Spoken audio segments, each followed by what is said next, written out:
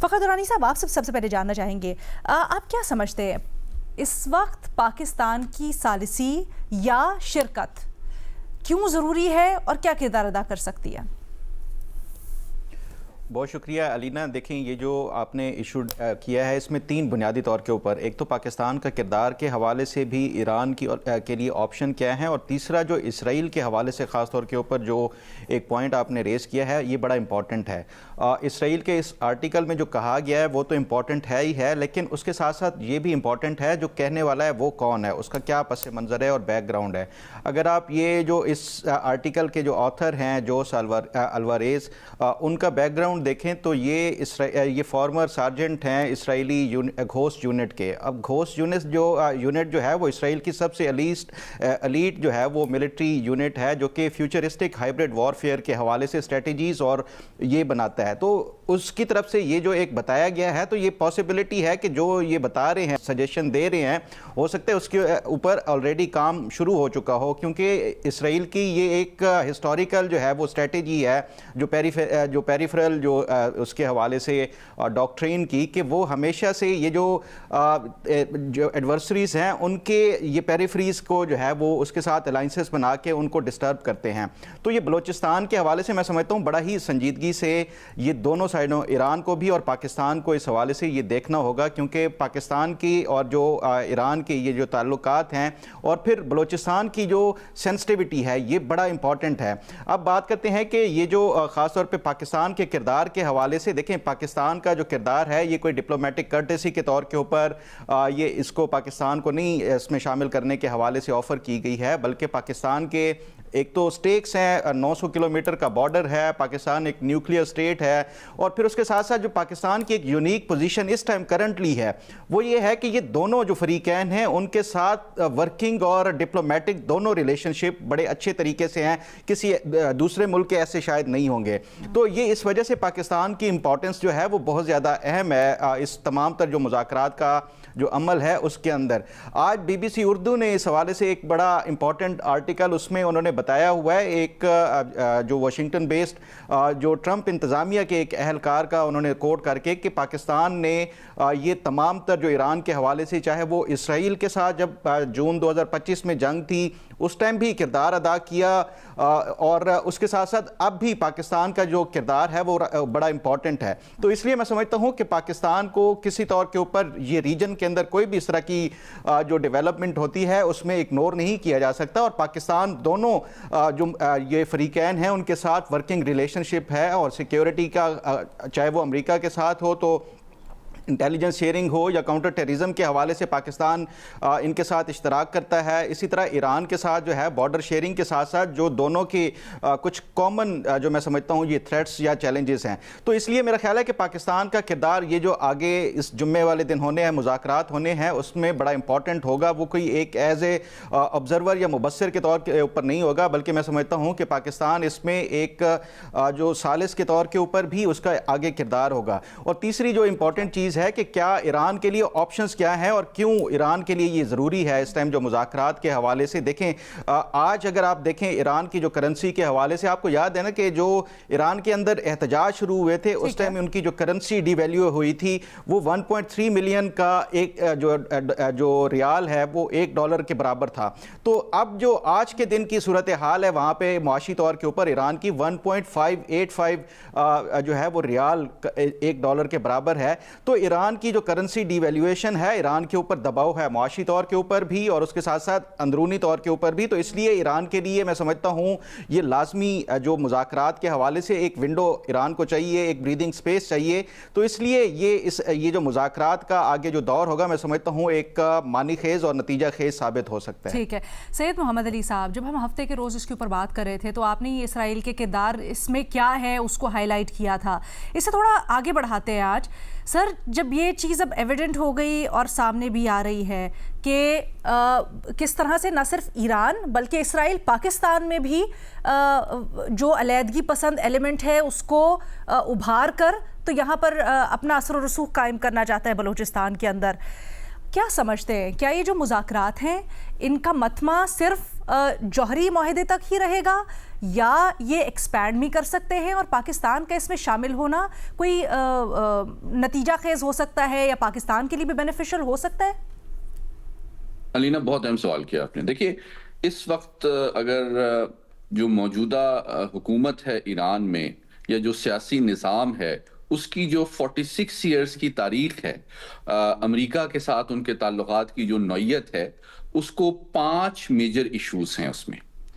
ایک nuclear programme ہے اور میں یہ آپ کے توسط سے بتانا چاہتا ہوں ایز اے سبجیکٹ ایکسپرٹ کہ 70s میں امریکہ نے شاہ آف ایران کو 24 نیوکلیئر ری ایکٹرز آفر کیے تھے. ہمارا صرف ایک کینوپی اس وقت چل رہا تھا, لیکن جب سیاسی نظام تبدیل ہوا تو امریکہ نے اپنی نیوکلیئر پالیسی ٹورڈز ایران بالکل تبدیل کر دی اور اس کو ڈینائی کیا گیا. اچھا, اور یہ بھی بتانا ضروری ہے کہ ایران جو ہے نان پرولیفریشن ٹریٹی کا سگنیٹری ہے, تو اس کے اوپر ایک لیگل اوبلیگیشن ہے اکارڈنگ ٹو انٹرنیشنل لا جو اس نے سائن کیا ہوا ہے کہ ہم نیوکلیئر ویپن نہ بنائیں گے, نہ ایکوائر کریں گے, نہ ڈیولپ کریں گے, نہ یوز کریں گے, نہ اسٹور کریں گے. یہ اس کا آرٹیکل 1 اور آرٹیکل 2 میں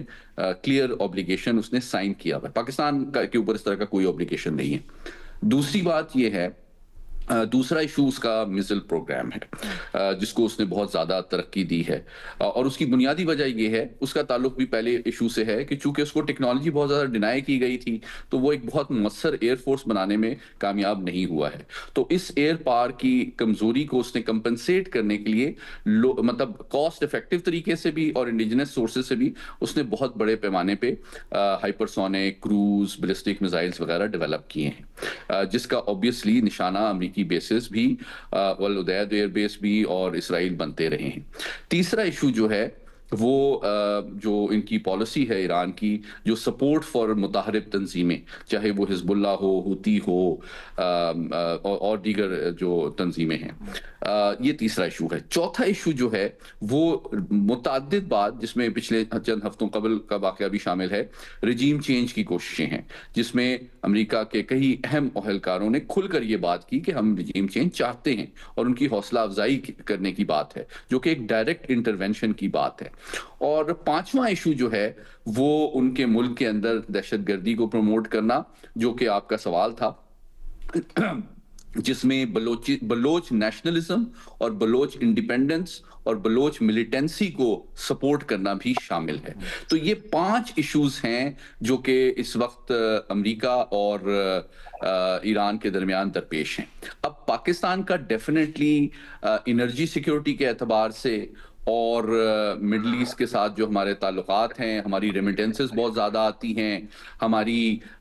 جو بہت ساری فالٹ لائنز ہیں ملک کے اندر, انٹرنل سیکیورٹی کے معاملات ہیں, اور ساتھ ہی ساتھ جو بلوچستان میں حالیہ دہشت گردی میں اضافہ ہوا ہے, اس کے لیے یہ وائٹل نیشنل سیکیورٹی انٹرسٹ ہے کہ ہم ہر اس انیشیٹو کا پارٹ بنیں جس کے ذریعے سے ہم اس کے لیے اسپیس دہشت گردی کی ڈپلومیٹک, اکنامک, پولیٹیکل سپورٹ جو ہے ایران کے اندر یا کہیں اور سے جو کی جاتی ہے اس کو کم کیا جائے. اور یہ ہماری ایک کامیابی ہے. ایک کوئکلی میں ریمائنڈ کرانا چاہوں گا آپ کو کہ امریکی دفتر خارجہ کی طرف سے جب اس کو یعنی کہ ایک طرح سے پابندی لگائی گئی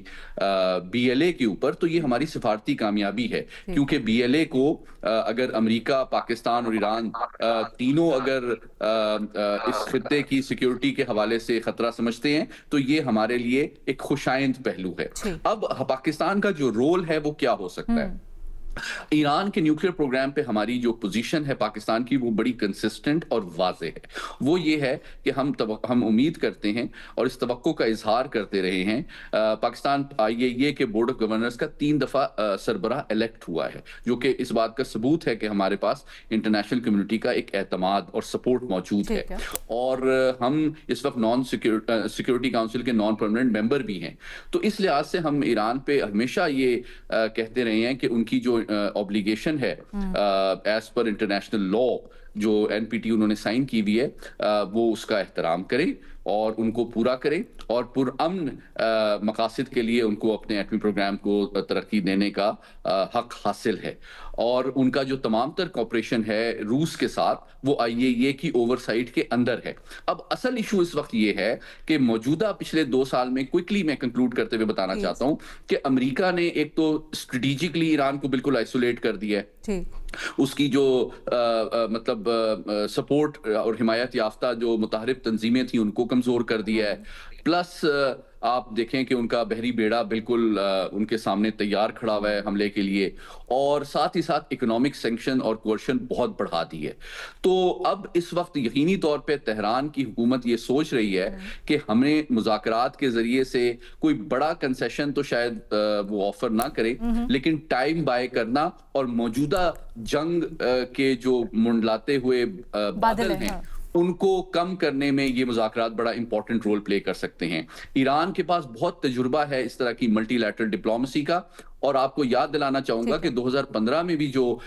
JCPO joint comprehensive plan of action کے نام سے ایران نیوکلیئر ڈیل سائن ہوئی تھی اوباما صاحب کے دور حکومت میں، اس کو یونیلیٹرلی اس سے صدر ٹرمپ اپنی پہلی حکومت میں نکل گئے تھے۔ تو وہ مذاکرات کو پہلے تو وہ ایران ڈیل کو اور مذاکرات کو سمجھتے تھے کہ یہ امریکہ کے مفادات کے مطابق نہیں ہے، لیکن اب گراؤنڈ ریالٹی چینج ہو چکی ہے اور وہ سمجھتے ہیں کہ ایران کو آئسولیٹ اور دباؤ میں لا کے وہ ان سے نیوکلیئر پروگرام اور میزائل پروگرام پہ کنسیشن لے سکتے ہیں۔ تو ہمارے لیے آخری بات یہ کہ ہمارے لیے اس میں ریلیونٹ ہونا، اس پروسیس کو اسٹیئر کرنا، اس کو فیسیلیٹیٹ کرنا اور ڈپلومیٹک سلوشن فائنڈ کرنے میں اپنا وزن ڈالنا بہت ضروری ہے کہ ہم بیک وقت ایران اور واشنگٹن کا اعتماد انجوائے کریں، اس پروسیس میں ہم شامل رہیں، لیکن کوئی ایک سائیڈ لینا ہمارے لیے مشکلات۔ ایبسولوٹلی، لیکن جو آپ نے لفظ استعمال کیا نا اسٹیئر کرنا، یعنی اس کی ڈائریکشن کس طرح سے، کیا ہمارے پاس وہ بھی لیوریج ہوگا اس کے اندر؟